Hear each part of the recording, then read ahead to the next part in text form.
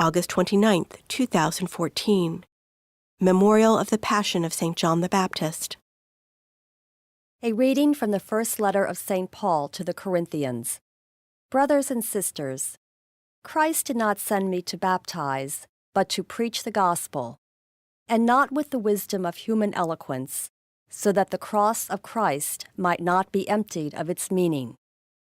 The message of the cross is foolishness to those who are perishing, but to us who are being saved, it is the power of God.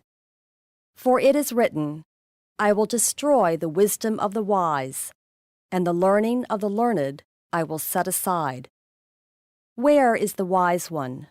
Where is the scribe? Where is the debater of this age? Has not God made the wisdom of the world foolish?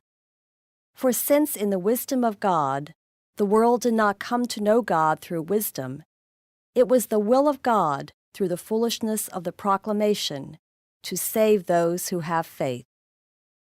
For Jews demand signs, and Greeks look for wisdom. But we proclaim Christ crucified, a stumbling block to Jews and foolishness to Gentiles. But to those who are called, Jews and Greeks alike, Christ the power of God and the wisdom of God. For the foolishness of God is wiser than human wisdom, and the weakness of God is stronger than human strength. The word of the Lord. The responsorial psalm. The response is, The earth is full of the goodness of the Lord. Exalt you just in the Lord. Praise from the upright is fitting. Give thanks to the Lord on the harp.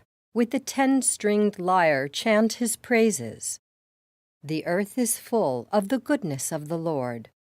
For upright is the word of the Lord, and all his works are trustworthy. He loves justice and right. Of the kindness of the Lord the earth is full. The earth is full of the goodness of the Lord. The Lord brings to naught the plans of nations. He foils the designs of peoples.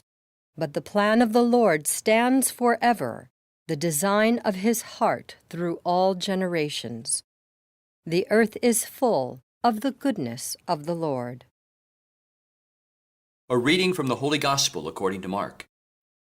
Herod was the one who had John the Baptist arrested and bound in prison on account of Herodias, the wife of his brother Philip, whom he had married. John had said to Herod, It is not lawful for you to have your brother's wife. Herodias harbored a grudge against him and wanted to kill him, but was unable to do so. Herod feared John, knowing him to be a righteous and holy man, and kept him in custody. When he heard him speak, he was very much perplexed, yet he liked to listen to him.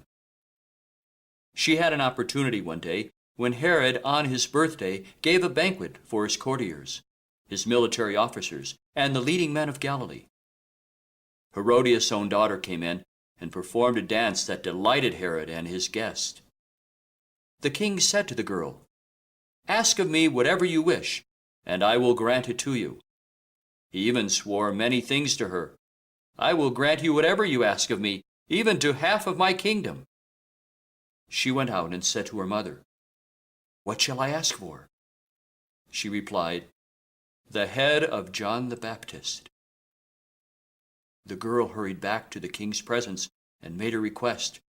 I want you to give me at once, on a platter, the head of John the Baptist. The king was deeply distressed, but because of his oaths and the guest, he did not wish to break his word to her. So he promptly dispatched an executioner with the orders to bring back his head. He went off and beheaded him in the prison. He brought in the head on a platter and gave it to the girl. The girl, in turn, gave it to her mother.